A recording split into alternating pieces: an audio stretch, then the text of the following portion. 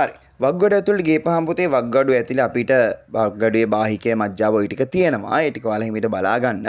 මම ඔයාලට ටිකක් බලන්න අමාරු එකක් පාඩම් කරන්න මතක තියාගන්න අමාරු එකක් වෘක්කාණු. වෘක්කාණු තමයි පුතේ මේ අපේ වග්ගඩුව ඇතුළේ තියෙන කෘත්‍යමය ඒකකය. ඒ කියන්නේ වෘක්කාණු ගොඩාක් එකතු වෙලා තමයි පුතේ මේ වග්ගඩුව ඇතුළේ රුධිරය පෙරීම සිද්ධ කරන්නේ. ඒතකොට වෘක්කාණුවක් කියලා කියන්නේ මොන විදිය දෙයක්ද?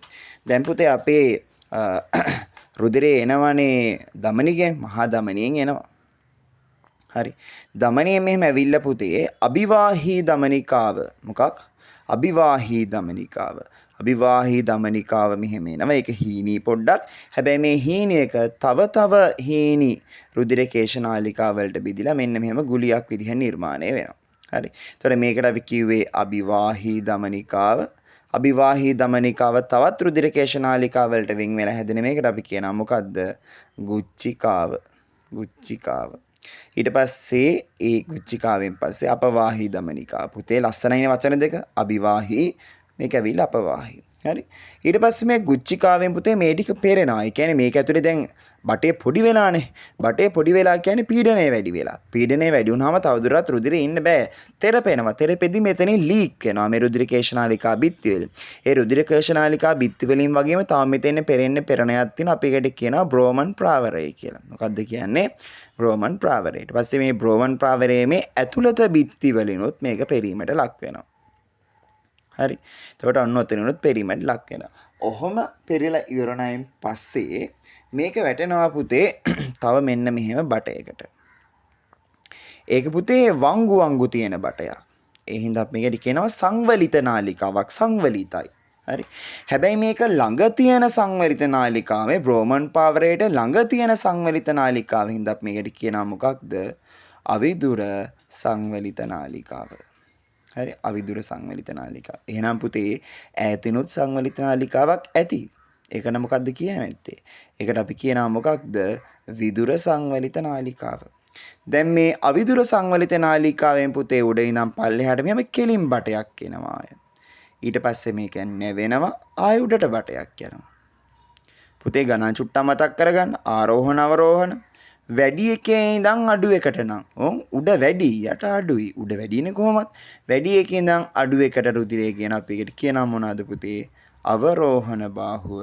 ඊට පස්සේ අඩු තැන ඉඳන් වැඩි තැනට රුධිරය අරන් යන එක රුධිරය නෙමෙයි. පෙරිච්ච තරලය අරන් එන අපි කියනවා. හරි මොකද්ද මේකට? ආරෝහණ බාහුව. සහ මෙතෙන් මේ නැවෙන තැනට අපි කියනවා මොකක්ද? හෙන්ලේ පුඩුව කියලා. හෙන්ලේ පුඩුව. ඊට පස්සේ ඕනේ කියන්නේ අවිදුර සංවලිත නාලිකාවෙන් ආවා අවරෝහණ බාහුවේ ගියා හෙන්ලේ පුඩුවෙන් ගියා ආරෝහණ බාහුවෙන් ගියා විදුර සංවලිත නාලිකාවෙන් ගිහිලා පුතේ මේ වගේ ගුච්චිකා ගොඩකින් හැදෙන මූත්‍ර එකතු වෙන මෙන්න මෙහෙම සංග්‍රාහක නාලිකාවට අවසානයේ මේක සෙට් වෙනවා. හරි. හැබැයි පුතේ මෙතනදී අපි මේ තෙරපිලා පෙරෙන එකට අපි කියනවා මොකද්ද වචනේ මේක පියවර 3යි කියනවනේ. අපි ඒකට කියනවා අතිපරිශ්‍රාවණය. අතිපරිශ්‍රාවණය. මේ පෙරෙද්දී පුතේ අපිට ඕනි දේවලුත් පෙරෙනවා.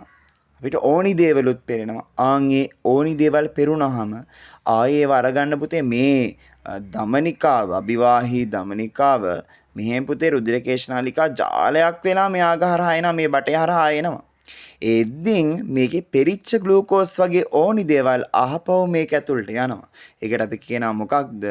වරණීය ප්‍රතිශෝෂණය.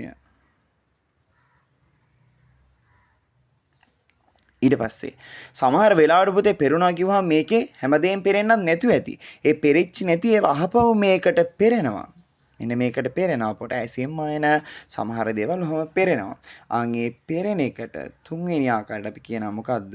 ස්‍රාවය වෙනවා කියලා. ඔක තමයි පුතේ ගුච්චිකාවේ අපේ වෘක්කාණුවේ කාර්යය. හරි වෘක්කාණුවේ වෙන දේ සහකාරී. තාමත් කෙටියෙන් මම මේ කිව්වේ. හොඳයි. ඊට පස්සේ ඔය පෙරෙන රුධිරය ඊට පස්සේ එකතු වෙලා මූත්‍රා මාර්ගයෙන් පිට වෙන එක තමයි වෙන්නේ. හොඳයි.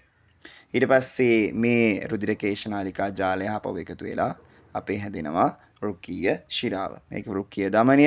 අභිවාහී දමනිකාවෙන් ආවා. ගුච්චිකාවෙන් පෙරුණා. අපවාහී දමනිකාවෙන් ගියා. සෙපෙරිච්ච එක විදුර සංවලිත නාලිකාවෙන් ආවා. අවරෝහණ බාහුවෙන් ගියා. හෙන්ලේ පුඩුවෙන් ගියා. ආරෝහණ බාහුවෙන් ගියා.